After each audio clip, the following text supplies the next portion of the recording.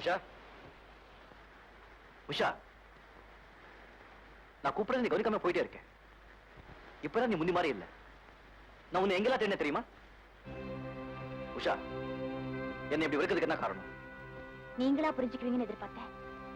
Mister Kannan, நீங்க ஒரு பெரிய முதலாளின்னு நினைச்சுதான் காதலிச்சேன். இப்ப உங்க நிலைமை எனக்கு புரிஞ்சு போச்சு. அப்படின்னா நீ என்ன நேசிக்கல, என் பணத்தை தான் நேசிச்ச இல்ல? உங்களை நேசிச்சது உண்மைதான். ஆனா பணம் இல்லாத உங்களை கட்டிக்கிட்டு வறுமையில வாட என்னால முடியாது. சி மிஸ்டர் கண்ணன், தயவு செஞ்சு இனிமே என்ன சந்திக்க முயற்சி பண்ணாதீங்க. அன்பு, காதல், நட்பு, பாசம், நேசம் எல்லாமே மோசம். பணம் பணம் பணம் பணம் தான் முக்கியம். இந்த உலகத்துல பணம் மட்டும் இருந்தா எது வேணும்னாலும் விலைக்கு வாங்கலாம். எஸ். அன்னியில இருந்துதான் தம்பி பணம் பணம்னு பணம் சம்பாதிக்கிறதுலயே குறியா இருந்துட்டார். நீ வந்த பிறகுதான் அவர் போக்குல ஒரு மாறுதல் தெரியுது. உன் மேல அவருக்கு அன்பு வந்திருக்குதுமா? இல்ல, என் மேல அவருக்கு உண்மையான அன்பே இல்ல. உன் மேல அன்பு இல்லைன்னா நீ சொன்னதை கேட்டு அவர் குடிப்பழக்கத்தை விட்டுருப்பாரா? என் பேச்ச கொஞ்சம் கேளுமா. தம்பி சொல்றபடி எல்லாம் நடி. சமயம் கிடைக்கிறப்பெல்லாம் அவர் மனசை மாத்த முயற்சி பண்ணு. நிச்சயமா நீங்க 2 பேரும் ஒரு நாள் ஒன்னா சேருவீங்கன்ற நம்பிக்கை எனக்கு இருக்குது. இப்ப நீ வெளியில போயிட்டியானா அவர் தன் திட்டம் தோல்வி அடைஞ்சதுங்கிற வெறுப்புல குடிச்சு குடிச்சே செத்துருவார். அப்புறம் இஷ்டம்.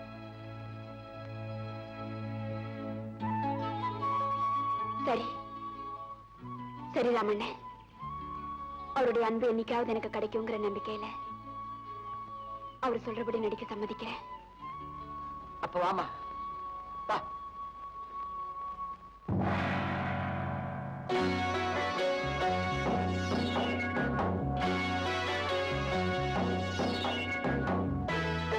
இதுதான் ஜமீனோட மாளிகை. நான் சொன்னதெல்லாம் ஞாபகம் இருக்குல்ல? ஜாக்கிரதை. நான் முதல்ல போய் ராணி அம்மாவை பார்த்துட்டு வரேன்.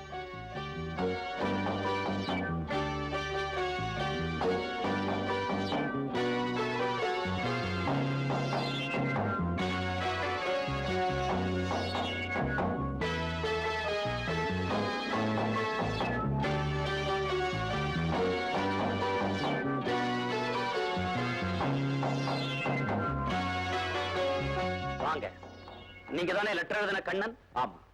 இவங்க ஜமீன்தாரணி ராஜலட்சுமி அம்மையா. வணக்கம். முக்கியமான விஷயமா என்ன பார்க்கணும்னு எழுதிருந்தீங்களாமே, திவான் சொன்னார். என்ன விஷயம்? காணாம போன உங்க பேத்தி ராதா உயிரோட இருக்காங்க.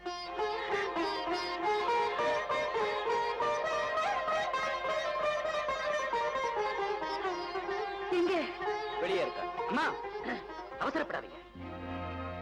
மிஸ்டர் கண்ணன், நீங்க அழைச்சிட்டு வந்திருக்கிற அந்த பொண்ணு இவங்க பேத்திங்கிறதுக்கு என்ன ஆதாரம்? நீங்க யாரு?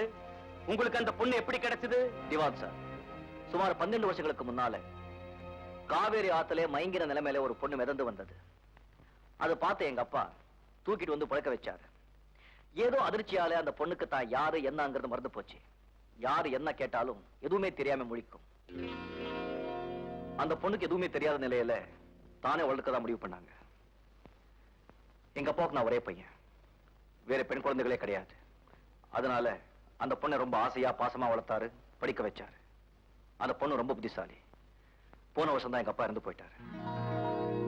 ஒரு மாசத்துக்கு முன்னால சுமதி. சுமதியா? அதாவது உங்க பேத்தி ராதாவுக்கு நாங்க வச்ச பேரு. ஃப்ரெண்ட்ஸுங்களோட குற்றாலத்துக்கு போயிருந்தாங்க. அங்க அருவியில குளிக்கும் போது கால் தவறி தலையில அடிபட்டுடுச்சு. நல்ல வேளை உயிருக்கு ஒன்றும் ஆபத்தாகல. அந்த அதிர்ச்சியில அவளுக்கு பழைய நினைவெல்லாம் திரும்பிடுச்சு. தன் பேர் ராதா, அப்பா பேர் ரத்னகுமார், அம்மா மல்லிகா, தன் பாட்டி பேர் ராஜலட்சுமி தேவின்னு சொல்லி தன் ஜமீன் பத்தி விவரங்கள்லாம் சொல்லிச்சு.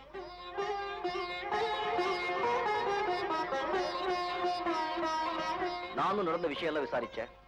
ராதா உங்க பேத்தியே தெரிஞ்சது. உங்ககிட்ட ஒப்படைக்க அழைச்சிட்டு வந்திருக்கேன். நீங்க சொல்றத உண்மை நம்புறதுக்கு என்ன ஆதாரம்? திவான் சார், நானும் நல்ல பரம்பரையில நல்ல அந்தஸ்துல பிறந்து வளர்ந்தவன் தான். இந்த ஜமீன்ல பிறந்த பொண்ணை இங்கே சேர்க்கணுங்கிற நல்ல எண்ணத்தோட, கடமை உணர்ச்சியோட அந்த பொண்ணை அழைச்சிட்டு வந்திருக்கேன். அதுக்கு நீங்க சந்தோஷப்பட்டு எனக்கு நன்றி சொல்லாம எம்எல்ஏ சந்தேகப்படுறீங்க. உங்களுக்கு நம்பிக்கையில விடுங்க, நாங்க வளர்த்த பொண்ணை நானே அழைச்சிட்டு போறேன். வர ராணியம். தம்பி, கோபப்படாதீங்க. இது ஒரு பெரிய ஜமீன், பல கோடி சொத்துக்கள் உள்ளது. இதுக்கெல்லாம் உரிமை உள்ளவர் ராதா. இந்த ஜமீன் விஷயம் எல்லாருக்கும் தெரியும். இத வச்சுக்கிட்டு யாராவது ஒரு பொண்ணுக்கு எல்லாத்தையும் சொல்லிக் கொடுத்து எங்களை ஏமாத்திட கூடாதுன்னு தான் திவான் உங்களை கேட்கிறார். தம்பி, நீங்க சொல்றதெல்லாம் உண்மையா இருந்தாலும் ராதா என் பேத்தி தானான்னு தெரிஞ்சுக்கிறதுக்கு நான் சில சோதனைகள் நடத்த வேண்டியிருக்கும். ராணியம்மா, ராதா உங்க பேத்தியும் தெரிஞ்ச உடனே எங்க அழைச்சிட்டு வந்துட்டேன். அதுக்கப்புறம் உங்க இஷ்டம். அந்த பொண்ணு தர்பாரை கூட்டிட்டு வாங்க. திவான், நம்ம வக்கீல், டாக்டர், ஜோஷர், ராதாவுக்கு பாடம் சொல்லி கொடுத்த வாத்தியார், அவளை வளர்த்த ஆயா, அவளோட ஓடி விளையாடின பிரதாப், உங்க எல்லாரையும் வர சொல்லுங்க. ராணியம்மா, இந்த பையன் பேச்சை நம்பி எல்லாரையும் சந்தேகப்பட்ட எப்படி பாப்போம்.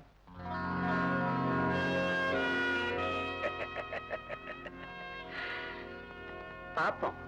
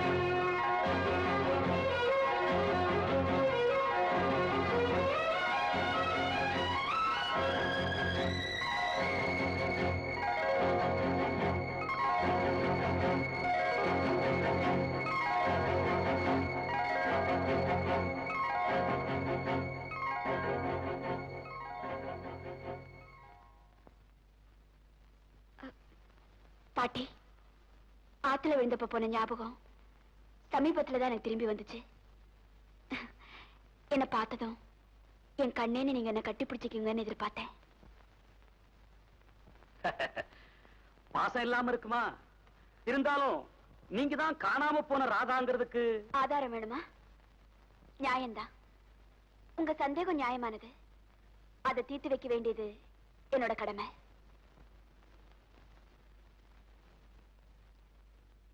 விஜயனுக்கு அன்னைக்கு சண்டையில அப்பா அம்மாவை சுட்டு கொன்ன போது நீங்க தான் என்ன குதிரையில தூக்கிட்டு போனீங்க. அப்போ ஒருத்தன் குதிரையில துரத்திட்டு வந்து உங்களை தள்ளிட்டு என்ன தூக்கிட்டு போனா. கீழே விழுந்த நீங்க அவனை சுட்டீங்க. அவன் தடுமாறி விழும்போது நான் ஆத்துல விழுந்துட்டேன். நீங்க எப்படி? குதிரையில இருந்து கீழே விழும்போது கால்ல அடிபட்டுருச்சு. காயத்தோட தப்பிச்சுக்கிட்டேன். ராணியம்மா, அதே துடிப்பான பேச்சு. ராதாவோட அதிக நாள் பழகின நான் சொல்றேன், இது ராதா தான்.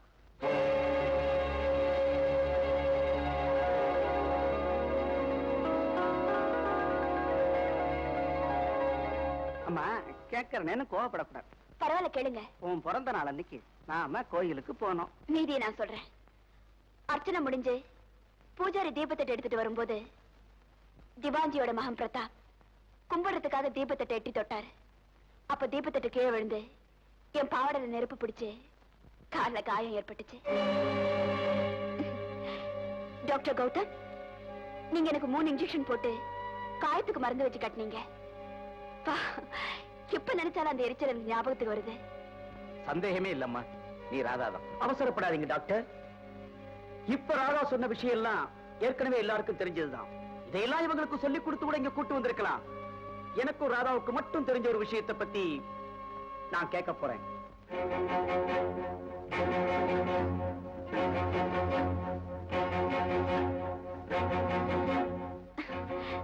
கேளு பிரதாப், நாம சின்ன குழந்தைகளா இருந்தப்போ நான் உன்னை கோணங்கின்னு கூப்பிடுவேனே, அது சொல்றியா? இல்ல இந்த வாத்தியார்கிட்ட நம்ம ஒன்னா படிச்சப்போ என் நோட்டை பார்த்து காப்பி அடிச்சு இவர்கிட்ட குட்டு வாங்கினியே, அது சொல்றியா? சரியா சொல்றியே. சின்ன வயசுலயே உனக்கு நல்ல ஞாபக சக்தி ராதா. எனக்கும் ஞாபக சக்தி அதிகம் கொஞ்சம் இருங்க சார். நான் அதை கேட்கல. நம்ம 2 பேரும் சின்ன குழந்தைகளா இருந்தப்போ உங்க அப்பா ஆசையோடு ஒரு மிருகத்தை வளர்த்தாரு. அது என்ன மிருகம்?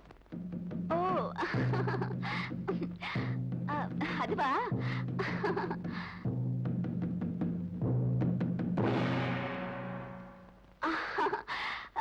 சிங்கம். அதுதான் இந்த ஜமீனோட ராஜமுத்திரை. என்ன வக்கீல் சார், நீங்க என்ன ஒரு கேள்வியும் கேட்கலையே?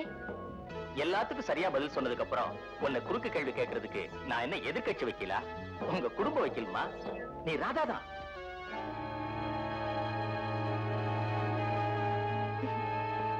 நீங்க எல்லாரும் என்ன ராதான்னு ஒத்துக்கிட்ட பிறகும் ராணி அம்மாவுக்கு இன்னும் என் மேல நம்பிக்கை வரலன்னு நினைக்கிறேன். இதுக்கு மேலேயும் நான் இங்க இருக்கிறது கௌரவம் இல்ல. கண்ணன், வாங்க போலாம். நில்லு.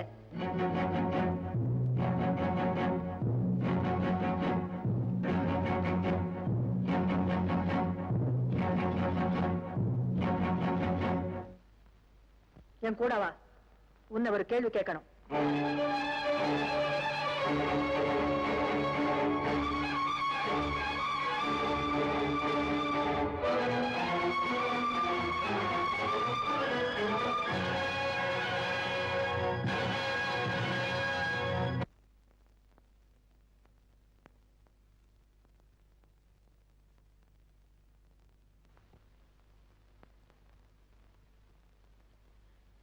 இங்க இருக்கிற இசைக்கருவிகள்ல ஏதோ ஒரு கருவியை ராதா சின்ன வயசுல ஆசைப்பட்டு கத்துக்கிட்டா. நீதான் ராதான்னா அது எதுன்னு ஞாபகப்படுத்தி வாசி காட்டு பார்க்கலாம்.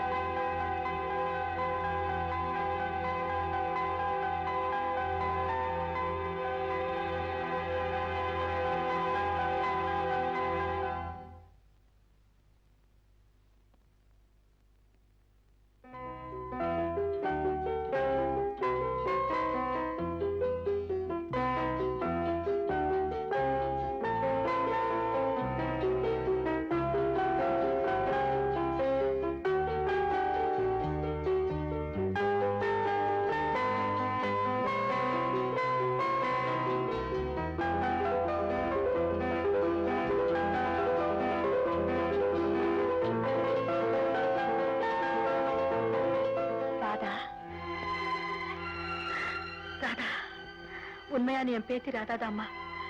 கடவுளை வந்து நீ என் பேத்தி இல்லைன்னு சொன்னாலும் நான் நம்பவே மாட்டேன். ராதா, ராதா. அப்புறம் அப்புறம் அங்க ஒரு பியானோவை பார்த்ததும் என்ன அறியாம எனக்குள்ள ஒரு உணர்ச்சி ஏற்பட்டு என் கை போனபடி அந்த பியானோவை வாசிச்சேன்.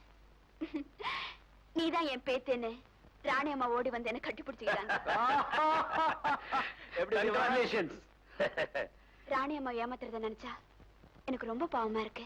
பாவ புண்ணியம் பார்த்தா பதவிக்கு வர முடியாது.